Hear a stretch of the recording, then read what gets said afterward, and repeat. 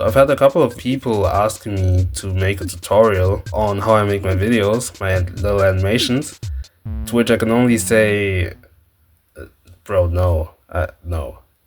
I'm still learning how to animate. Why would I teach people how to animate when I'm still learning at the same time? Like that makes no sense. However, I was very inspired by those requests to make my own video trying to show off, trying to document the way I learn animation at the moment, which is actually mostly going to be about the way I use Clip Studio Paint, currently the resources that I mostly use, my thought process and whatnot, and the stuff I currently use, like my tablet, which is the Wacom Intuos BTS, and my laptop, which I could probably just show off on the screen at some point. You'll see. Well, yeah, this is going to be what the video is going to be about. And if you're looking for some sort of tutorial, it's not going to be a tutorial, bro. I'm sorry. Like, you gotta go somewhere else. Which is why I have a bunch of references I'm going to show off. Okay, on a real note though, if you're here to learn how to animate things in a proper manner, I'm not the guy, okay?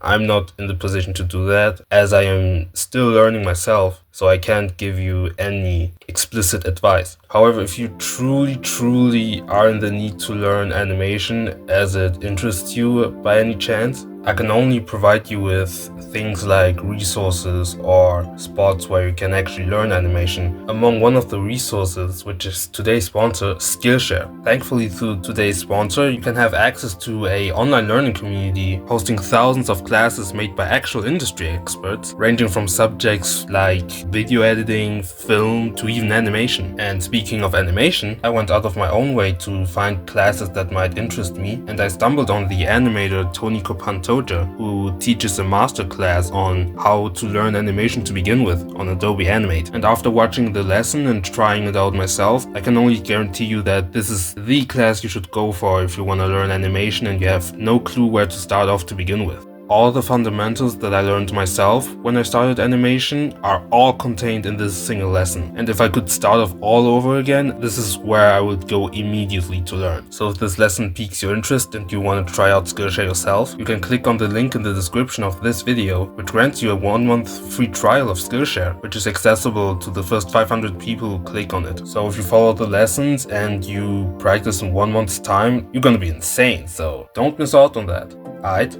Huge thank you to Skillshare for sponsoring this video, and yeah, let's get back to the video. To make this video, I've used lots of references and guides and books and videos and channels that I usually use when I do my research or when I'm trying to look for something that I want to learn. So I'm going to list them out on the screen right here with all the things that they are worth. You can pause it if you need to and if you want to assess what they actually do.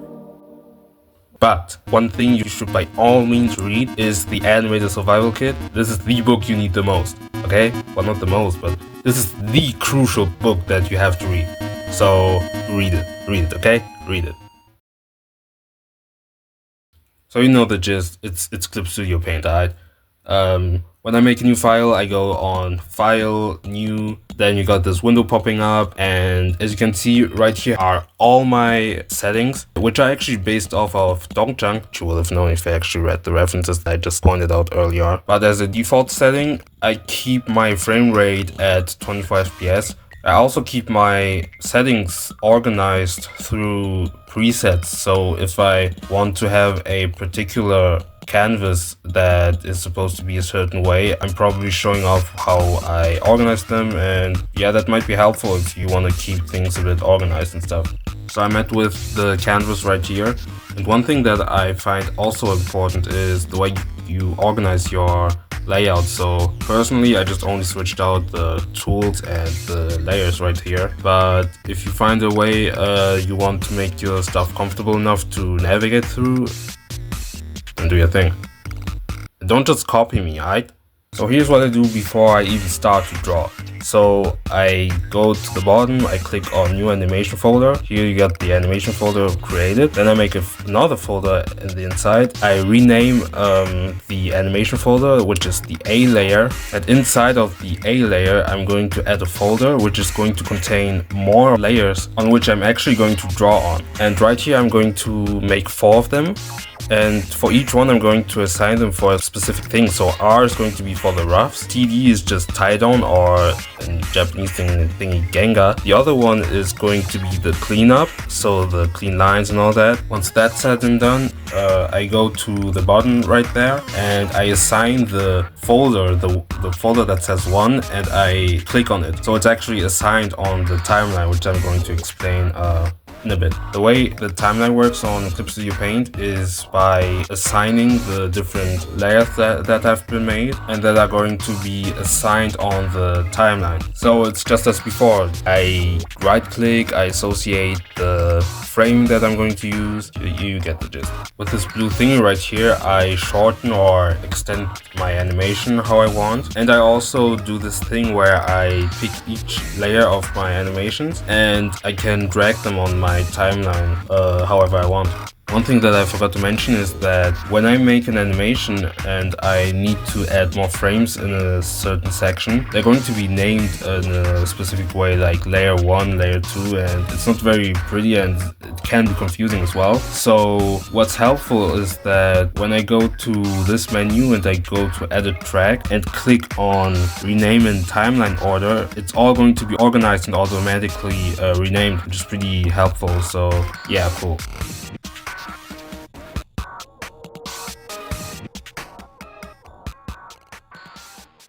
One important thing that I'm going to show is auto actions. I've only recently heard of them when it comes to Clip Studio Paint settings. So from what I've got about what an auto action actually is, it's basically a way to do a specific action that you're making and saving it and using it as a shortcut, for example. So there's an auto action that I personally use. It's to add and remove the length of keyframes. So first and foremost, I go to window, I click on auto action or the tools section right here. I create a new auto action. I record it with the red button right here. So on the timeline, I right click on it, I add frame or delete frame, and the number of frames that I'm going to delete is going to be a single one. So I click on OK.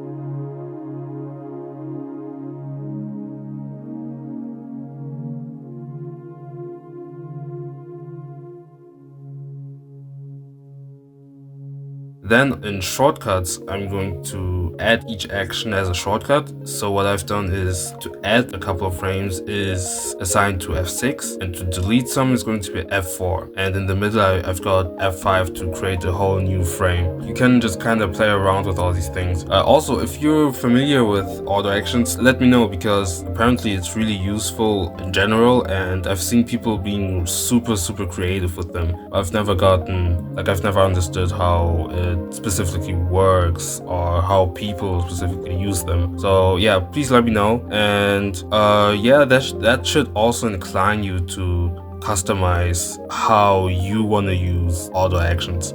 So now I'm going to just list off a couple of shortcuts and tips that I use, which might be helpful, that some people probably don't even know about. V is for my playback. Control T is to move my layers, so it's the transform tool. M is to select an area. You have the little setting right here where you can make a lasso, a square and all that. To deselect the area, I just simply press Ctrl D. X is to switch between your color swatches. So at the bottom left, you can see that you have 2 colors and you can switch between the 2. It's pretty helpful when I do like Genga stuff and whatnot. One cool thing that I also do is that when I'm on the timeline, I press on Alt. I select all the frames that I have on the timeline and I just simply drag them so I can duplicate them like this. And it's pretty helpful when I do like looping stuff and I want to get to the next scene and I just don't need to copy and paste every single frame, you know?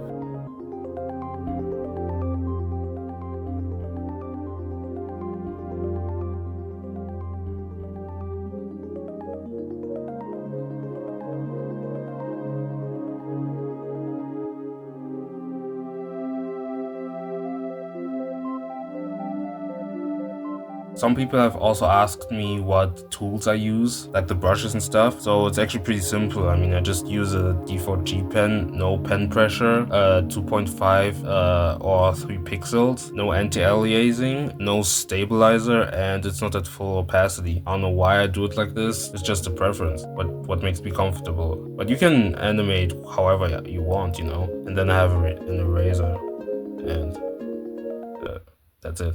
So now on to the actual nitty-gritty. So how I actually learn how to animate. So it's just gonna be like a pretty brief process, I think. We'll see. And before that, I'm going to add another list of resources. So one, I have PureRef, which is a program you can use to compile a bunch of images and even GIF references. You can also skim through it. It's not bad. I also use it for storyboards and stuff. You have Pod Player, which is a video program that I just randomly found so that I can skim through videos frame by frame. The letters D and F are the way I navigate frame by frame wise. And that's the program I use the most, so I can compare a video reference and the way I'm going to implement it in my animation. Pretty good way to study, in my opinion, and I recommend it a lot actually. Also lastly, there's Sketchfab, which is a website where you can find 3D models posted by random people, and I use that a lot whenever there's like an angle or a specific body part that I'm trying to draw but I can't really grasp it, you know. Like you can rotate the different 3D models the way you want. Sometimes I take screenshots of them and I implement them the way I want by just adding them into PureRef. So the first thing that I do to prepare my animation is to look for reference, of course. And it can be anything from random videos that I see on YouTube, Instagram, Twitter and all that. So pretty much anything can be useful to me, wherever or whatever it is. You can also look for actual animation references on Sakugaboru, which is this whole database that I also mentioned in some of my references if you actually listen to it. And you can find like clips of shows and movies that you can also skim through frame by frame, which is really helpful, and I've been using it for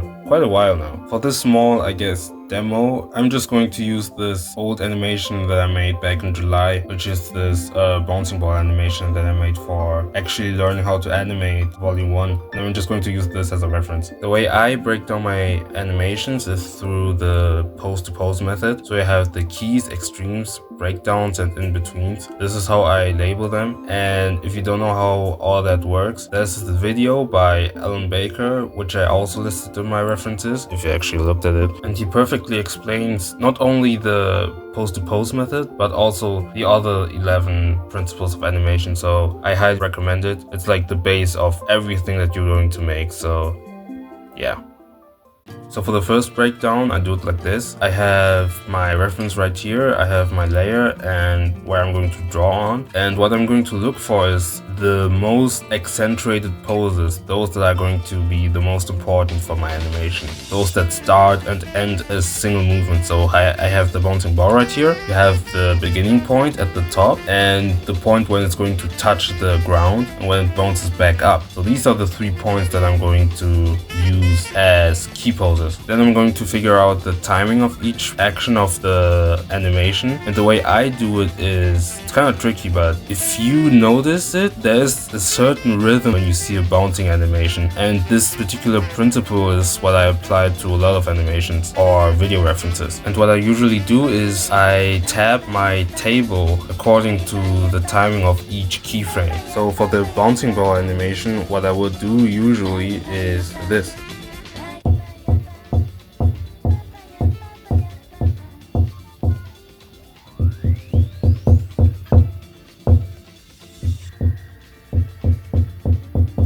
And with this estimated rhythm, this is what I'm going to use as a base for my timing. And that's pretty much just my own way of how I personally time my animations. There's probably better ways of doing it. That's just the thing that was the most convenient to me, I suppose. And with the timing that I have right now, I'm going to take the first few key drawings that I've made and adjust them in accordance to the timing. So when I hit the playback, I want to make sure that the video reference is really in sync with the playback of my animation. And after that, I'm going to lay down my first timing chart for this specific action. Again, there are a lot of references that are listed that explain how timing charts work, so please check them out.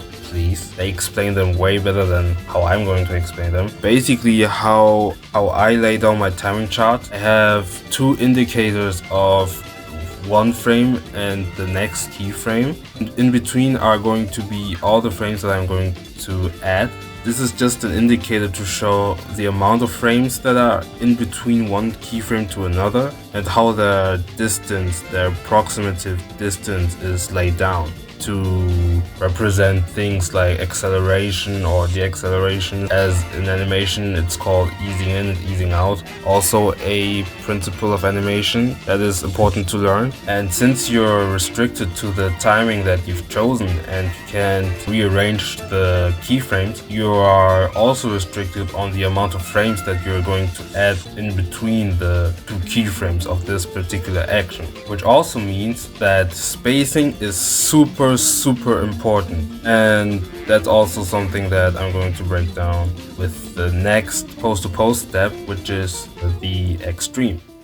From my own assessment of most of the animations that I've made, the extreme on the timing chart is always placed in the middle. And for the bouncing ball example, as we're trying to give off the effect that it deaccelerates and accelerates, the idea now is to play with the principle of easing in and easing out. You should look at Alan Baker's video, the way he describes it, or in the Animator Survival Kit, where that is explained as well when it comes to easing in and easing out. And again, I just advise you to look for references in books. So as a demonstration of the timing chart right here, the idea would be to ease out of it, meaning that you would have more frames at the beginning of the timing chart or of the ball itself until it drops and gets less and less of frames. And once it bounces back up, the idea would be again to add more frames at the end of the action so that it deaccelerates, which would be in that case to ease in.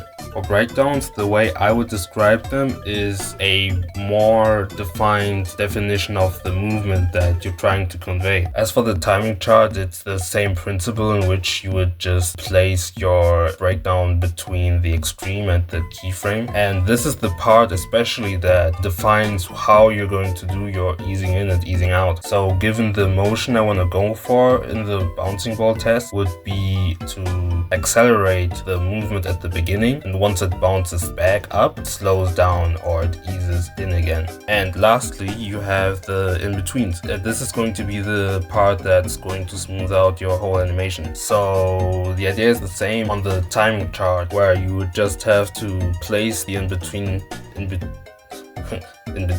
the breakdowns or the extremes or the keyframes or whatever, where you want to set them to smoothen out your movement, and you're done, finally.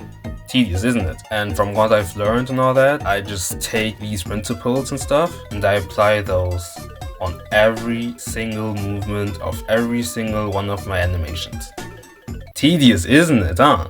Okay, cool, so now that that's done, I can finally export my animation. So, come on, you go on File, you click Export Animation, click on Animated GIF, then you save it. Then you have this little menu right here where I max out the height and width, because otherwise it's going to lower the quality of my animation. So I raise that shit up and press OK. Then I find the file where I saved it, post it on Twitter or Blue Sky, because that's a cool thing now. And I get rich and famous! So now that I'm done with all the explanation, I'm just gonna hit you with a yap session by giving you lots of advice and stuff. So, first of all, please, and this is something that I've been emphasizing like the whole time, do your research. Like, find your own references and do what's comfortable for you. Like, even for the shortcuts and all that, like, be unique with your auto actions, hotkeys and all that. Do your thing, do things that make you comfortable, makes you unique, I suppose. I'm saying this because I've seen some crazy stuff online. Like, as an example, I have my boy Novu on Twitter who a couple months ago had a whole thread on how he was drawing with his PS2 controller, and he had like a whole setup and all that, and even posted a time lapse while he was drawing with his PS2 controller. Like he was doing combos and all that. Like, look at this. Like, this is him. Like, he's doing that. Like, that's crazy. Like, come on. Like, for real, shout out to him. Please follow him on Twitter. I even asked him for permission to post this, and he was cool with it. Huge shout out to him for real. Another point, which is going to be the same point as before, is to be unique with the way you're going to find your references. Like anything that looks interesting to you, or that might be fun or challenging to animate. As an example, you know this animation I did for actually learning how to animate too? This running animation I did at the end of the video. This animation is based off the movie Reine de la Reine from 1998, and that's just a scene that I saw off of a thread on Twitter where people posted random running scenes from movies. I thought to myself, this is the best way to study animation, and this is something that I just found randomly, and a lot of people liked it, so much so that so many people actually referenced it for their own animation processes, which is crazy because I have a lot of people actually referencing my stuff. Another way you should also learn, in my opinion, is to learn from the masters. So in other words, hop on Sakugaboru and find a pose that looks nice to you, which is what I do pretty often. Like, it doesn't even have to be anything complex, and the variety is pretty much endless, as so many animators submit their own cuts and animations from shows, or even older animations from the 50s from Disney, or 90s animation from DreamWorks, like the Prince of Egypt and such. And there's a whole history of animation that you just shouldn't just pass by you. This is like really precious stuff that I'm so thankful that is just available at the tip of our fingers. And don't reference from me, I still suck. And I just copy other people. Like, come on. Like, I'm not the end all be all of animation. Like, bro, there's a whole history behind it. People have been doing this for like 100 years now. Like, come on.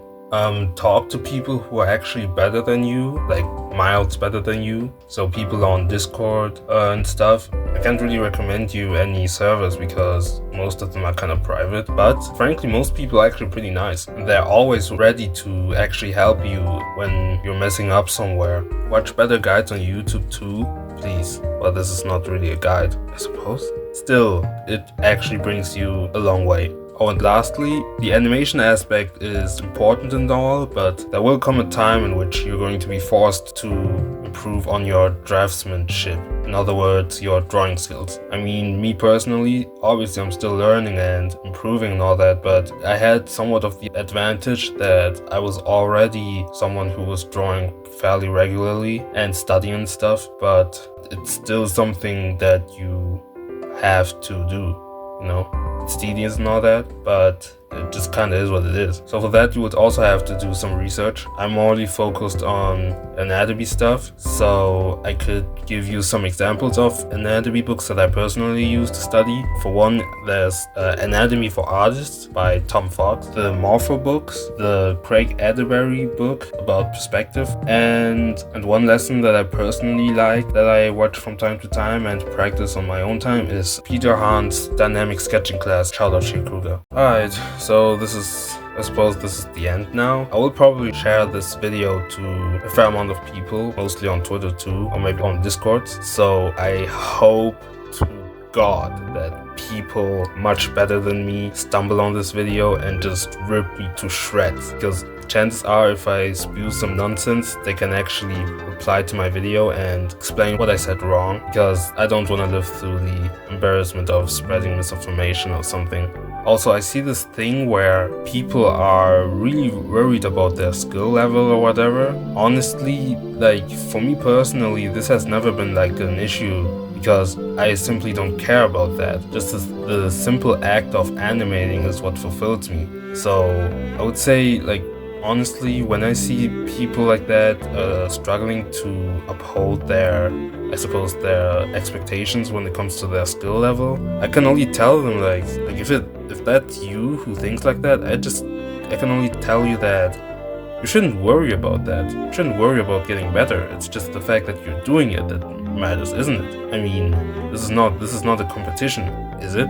Like, the way I approach it is just by having fun and doing it in a consistent manner, which can also be fun if I challenge myself from time to time when I see something that could look fairly difficult to execute and stuff, you know, like to test my limits. And it's just cool to be able to learn more and more because of how vast this medium can be. So it's the simple act of just having fun and doing whatever you want, what I cherish the most. And I hope you do too, because otherwise I wouldn't see another way of keeping this up because of how tedious this is. How are you doing something that isn't even fun to you, you know? So yeah, just don't worry about that, like about your skill level or anything, just do your thing. Oh, and also, I'm going to continue the volumes. This is just like a one-off video. Like I said, like a volume 3.5. Did I say that? I don't know. But like if you don't want to see me talk and stuff, there should be a volume 4 dropping next month. So stay tuned. I'm busy. Give me time, alright? Yeah, shout out to all the people that I've been meeting through animation. Really appreciate it. People that are directly in contact with me, people I follow on Twitter, the Discords I'm in, all the help, you know, all the people who are better than me, who've given me the right amount of advice, just great people. I hope this is going to go even like a further way because I'm genuinely appreciating this. And just keep it up because I really love it, like I really do. And yeah, follow me on my socials like Twitter, Blue Sky, Instagram. I don't know what else I got. I also have a TikTok, but I barely post there. Oh, and support my coffee.